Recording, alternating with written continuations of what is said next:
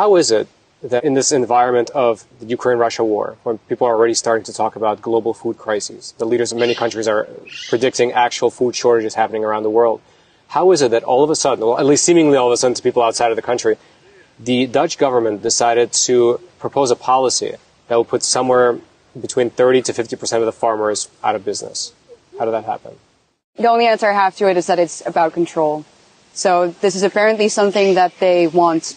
I don't see any other explanation. If you go forward with these types of plans in a time of, well, known food shortages on the horizon, then the only thing I can see that is intent. Mm-hmm. And the only reason that I could see a government do that is because they could gain control from it. Mm-hmm. Because what better way to control people than to control what they eat and when they can eat? Mm-hmm. So I don't have another answer to that than that it's intentional, sadly. So you're saying it's about control, but can you go a little bit deeper on that? How does the government actually gain control by putting all these farmers out of work?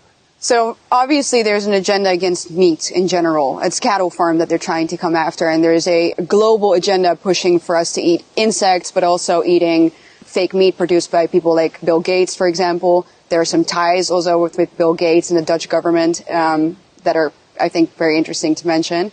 If you decide what people eat, and if there are food shortages, for example, what could happen is that they introduce some sort of food stamp system. Mm-hmm. That's thinkable. That would obviously be a digital one. Wouldn't be like back in the World War where, you would get paper ones. They would say, no, we're going to use a digital system for it this time because that would prevent it from being fraudulent. People can't have each other's or steal each other's stamps. It would be personally related to your ID, so it would all tie together with the digital identity that they are setting up right now. Mm-hmm. Because all of this comes from institutions that are trying to push for that type of digital global identity anyway. Mm-hmm. So that's, for example, a way that I could see that this would happen. They could do that with food stamps, but they could do it, for example, with energy as well. So obviously we're also having an energy crisis, mm-hmm. and they would use terms as equal distribution of wealth, equal distribution of energy, equal distribution of foods. Mm-hmm. So those are things that you could do as a government